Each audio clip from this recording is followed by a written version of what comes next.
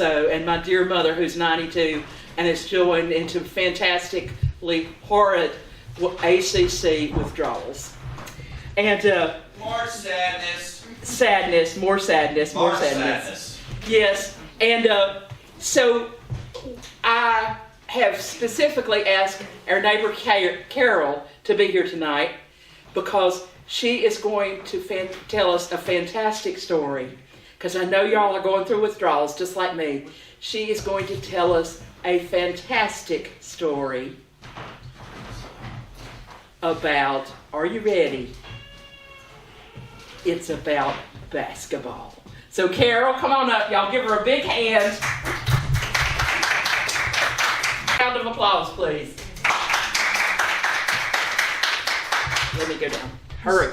She stole one of my lines, though. I was keeping that as a secret. Because what I wanted to say was to you people out in virtual land, I'm 4 feet 11 inches. If you can't see me, I wanted you to know that because I want to tell you that I was a college basketball player. It's true. It's absolutely true. I played on a team. It was a pretty small school, and it was intramural sports, but I played on a team, and I was a really important part of that team because if we didn't show up with at least 8 players on game day, we would have to forfeit the game. We only had 8 players. So I was pretty important. Now, like I said, it was a really small school. It's Montreat in College in the Mountains. Some of you might have heard of it. It's pretty small. We had to divide up by using the dorm floors to get teams in order to be competitive. We had to really stretch it to get 6 teams. So we had first floor Howerton, second floor Howerton, third floor Howerton, first floor College Hall, second floor College Hall, and the Adams family. The Adams family lived in a house that was called the Adams Crosby House, and Montreat's up in the mountains, and the Adams house was partway up the side of the mountain. And there was a couple of girls that lived up there. They stayed up there most of the time, but they came down to go to class and to play basketball with us. I was on a really good team. I was on first floor Howerton, and my roommate was on that team too. She played on the real Montreat team, the one that actually went to other colleges and played the women's teams there. So we were good enough that we played in the final championship game. Now, college basketball rules were a lot different back then. I was playing in the late 1960s, and I was still playing by the same rules my mother played by in the 1930s. So for one thing, you couldn't cross the center line.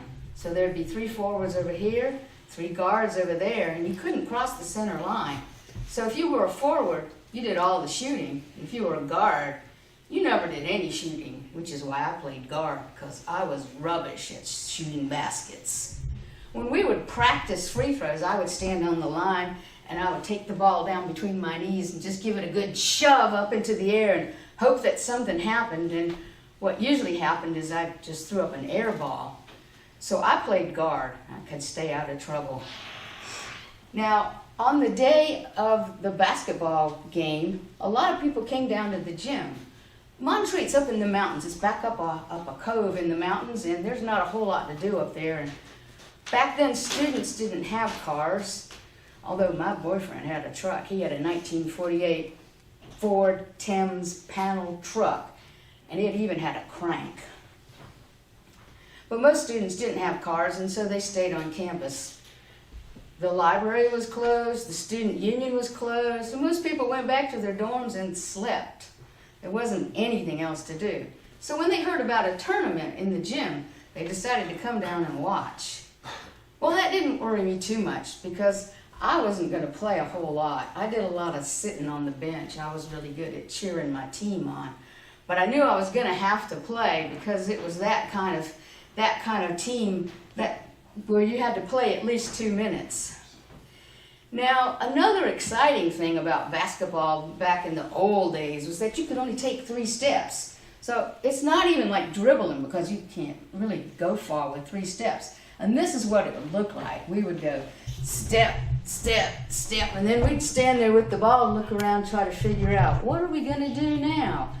And it shouldn't have been too hard, because if you played forward, all you could do is take a shot or pass it to one of your forward teammates. And if you were a guard, you could pass it to one of your guard teammates, or you could pass it over the line to one of your forward teammates. So it shouldn't have taken a whole lot of thought. But that's how we played. And that's how I found out what my talent was, because I have a basketball talent. One day I was watching the Adams family play, and one of their players came up to me and did that very thing. She took 3 steps and then she stopped with the ball. And she stood there a long time. There was no time rule. So I went up and I decided to just grab the ball, and the whistle blew because I had created a tie ball. And so we went to the center jump circle, and the coach threw the ball up in the air, and the tallest one of us, which wasn't me, tapped the ball, and it went off to one of her teammates. So I did this once or twice, but I decided it was not very effective because I was never going to get the tap. So I kind of kept this idea back in the back of my head. I put it in my back pocket, save it for a rainy day. So it was raining on the tournament day. I got called in by the coach. We were playing second floor College Hall, and I got my chance to come in. And she said, "Now, Carol, I want you to guard Frankie Porter." So Frankie Porter was the best female athlete at Montreat at that time. She was the best player on the Montreat basketball team. She played on the softball team, and she was the best player on that. If we'd had a ping pong team or a horseshoe team, she'd have played on those, and she would have been the best player on those teams too. And everybody loved Frankie Porter. She was a real team player. Now the coaches just asked me to go in and guard Frankie. So I tried to go out and pretend like I knew what guards do, because I really don't know what guards do. And I'm trying to wave my arms around and get in Frankie's way. And the problem with Frankie being a team player is that her teammates wanted her to have the ball, because anytime she could get the ball, she could shoot a basket. She could shoot it anytime she wanted to. But Frankie wanted her teammates to score too. So they would pass Frankie the ball, and Frankie would pass it right back to them. So I was continuously trying to guard Frankie Porter. And then Frankie did the thing. She took those 3 steps and she stopped with the ball right in front of me. And I said, this is the time. I've got my secret talent. This is the time to use it. And so I walked up and I was getting ready to put my hands on the ball. But Frankie saw me coming. Frankie was not your average run-of-the-mill intramural women's dorm basketball player. Frankie was a real basketball player. She knew what I was getting ready to do. She saw me coming and she took the ball and she jerked it up into the air where I couldn't reach it. But on the way up, she hit the back of my arm, and I heard the whistle blow. And I was backing off the court because I figured I had done enough damage. It was time for me to go sit on the bench.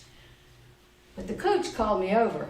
The coach coached all 6 of our teams. She was also the referee for every game, and she was the only female PE teacher in the school. She did it all. She called me over and she said, "Carol, Frankie just fouled you, and now you have a chance to go shoot a free throw."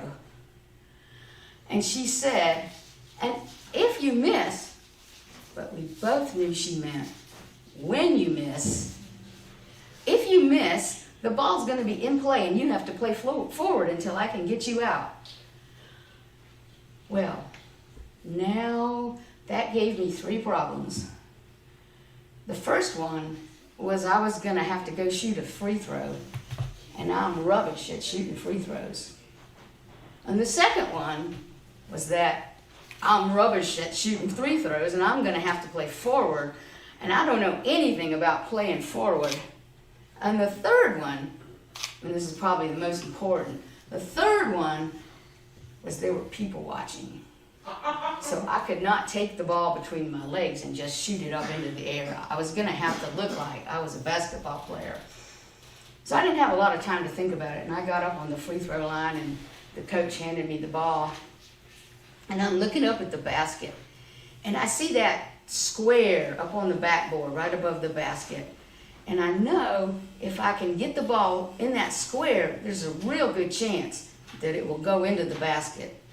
And so that's what I do. I concentrate on that square, and I take the ball and I push it up, and it goes up and it hits the top left corner, and it comes down and it hits the rim, and then it goes out of the basket and into the hands of one of my teammates. And she's trying to pass it to me, but I'm running around like I'm Jimmy Valvano after the cardiac pack won the NCAA tournament, and I don't know what I'm doing, and I'm just going crazy.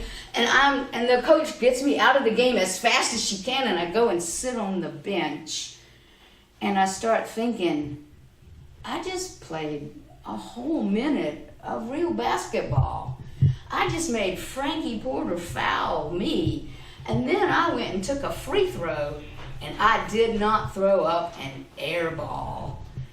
I was so happy. I don't even know who won the game, but I knew that I did not embarrass myself. So now, whenever I see, and this is not going to happen for a while, whenever I see one shining moment at the NCAA tournament, I think about the day I had my one shining moment at the Montrese Anderson Women's Intramural Basketball Championship final game. That's it.